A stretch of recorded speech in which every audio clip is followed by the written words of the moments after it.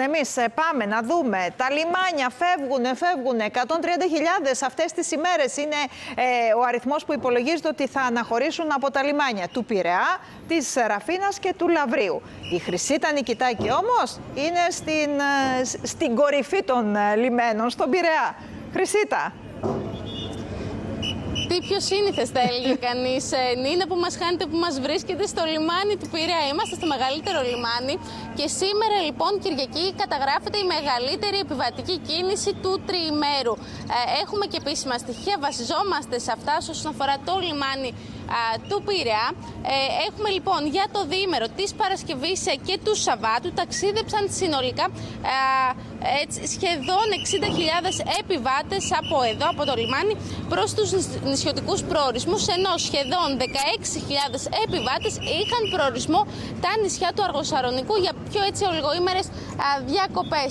Πάμε λοιπόν ευθύς αμέσως να δούμε το συγκεκριμένο αναχωριστή 7 και 25. Τα έχετε μάθει, πιστεύω, κάθε μέρα εδώ στο ίδιο σημείο την ίδια ώρα. Για Πάρο, Νάξο, Σαντορίνη. Πάμε λοιπόν να δούμε αν θα σπάσουν τα στερεότυπα και να δούμε αν θα πάνε κάπου αλλού εκτός από την Πάρο. Γιατί ξέρετε, κάθε μέρα Πάρο, το έχουμε συνηθίσει. Για πάμε εδώ να μας πει καλημέρα. Καλημέρα σας. Να μαντέψω, Πάρο. Ναι. Πού αλλού μπορούμε να πάμε? Εδώ το παιδί είναι Γερμανός, έχει έρθει να τα σαρώσει όλα στην Πάρο. Ναι, ακριβώς αυτό που είπε. Πόσες μέρες? 5. Λίγα πράγματα κουβαλάτε. Ναι, εντάξει, χαλαρά. Εμείς πάμε. Εσείς θα έρθετε? Εμείς δεν θα έρθουμε. Όχι. Έχουμε διαφορετικό πρόγραμμα. Βλέπω εδώ έχετε τους καφέδες σας. Τι να κάνουμε, ναι. Ποιο πρόγραμμα, πάρτι όλη μέρα, μόνο πάρτι, τι. Πάρτι όλη μέρα, μάλιστα. Λοιπόν, σας αφήνουμε για να μην καθυστερούμε εδώ και την επιβίβαση. Λοιπόν, βλέπεις, Νίνα, βρίσκονται ήδη σιγά σιγά, βρίσκεται σε εξέλιξη η επιβίβαση. Γιατί θα αναχωρήσει την ώρα του, διότι και χθες είδαμε ότι παρά το γεγονός ότι είχε πάρα πολύ κόσμο, πάμε εδώ και στα κορίτσια. Καλημέρα. Γεια σας. Καλημέρα. Κόκκινο στα χείλη, τι άλλο? Πού πάτε? Πάμε Νάξο. Τέλεια, σπάσατε το στερεότυπο γιατί ακόμα Πάρο, δεν γίνεται άλλο. Ναι. Δεν θέλει να μιλήσει καμία από τις φίλες μου, αλλά δεν πειράζει. Πόσες μέρες στην Άξο, πρώτη φορά? Λοιπόν, πάμε για 4 μέρες το σύνολο. Οι δύο φίλες μας έχουν πάει, εμείς δεν έχουμε πάει. Ναι. Και αναμένουμε να δούμε τι θα μας επιφυλάσει το νησί. Οι πρώτες διακοπές, γιατί βλέπω το μαύρισμα το έχετε πάντως. Όχι, δεν είναι οι πρώτες διακοπές για εμένα. Ναι, εντάξει. Πολύ είχατε πάει. Ναι. Είχα πάει στην Κέρκυρα. Φανταστικά. Αυτό, από εκείνη το νησί. Τι διακοπές, τι περιμένετε από την Άξο, έτσι, ήρεμες διακοπές, ξενύχτη, τι περιμένετε? Περιμένουμε τα πάντα. Ξεκούραση δηλαδή.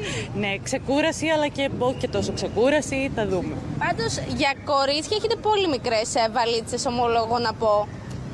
Δηλαδή βλέπουμε άλλοι όλο το σπίτι έχουν κουβαλήσει. Έχουμε πράγματα. Έχουμε βάλει και στις backpacks, είμαστε τιμοπόλεμες. Έτσι, αυτά θέλω να ακούω. Λοιπόν, καλό ταξίδι.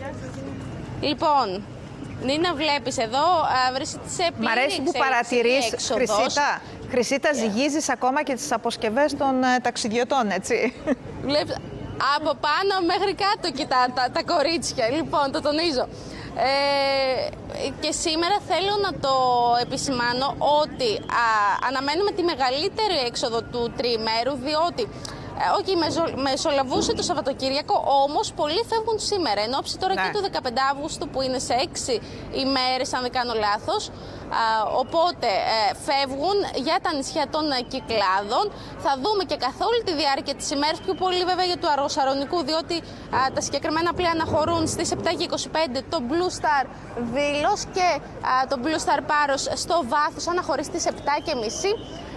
Οπότε και καταλαβαίνετε ότι όσο περνά η ώρα θα μειωθεί αργότερα η κίνηση. Θέλω να το τονίσω ότι όσοι καταφθάνουν τώρα στο λιμάνι του Πειραιά υπάρχει πάρα πολλή κίνηση για να εισέλθει κάποιος εδώ στις πύλες ήδη από τις 6 το πρωί και εμείς οι ίδιοι χρειαστήκαμε τουλάχιστον 10 με 15 λεπτά για να εισέλθουμε. Φυσικά υπάρχουν οι αρμόδιοι προκειμένου να διευκολύνουν και φυσικά την έξοδο των εκδρομέων και να αποφευχθούν πιθανές καθυστερήσεις. Φυσικά εμείς τους ευχόμαστε καλό καλό ταξίδι, να περάσουν όμορφα τώρα και με το 15 Αύγουστο, τα πανηγύρια, να ξεκουραστούν και φυσικά εδώ θα είμαστε να ξανασυνδεθούμε αν και εφόσον χρειαστεί. Βλέπετε όσο περνάει η ώρα σχηματίζεται σιγά σιγά και ουρά, έρχονται και οι υπόλοιποι ταξιδιώτες. Ξανααναφέρω ότι το συγκεκριμένο αναχωριστεί σε 7 και 25 και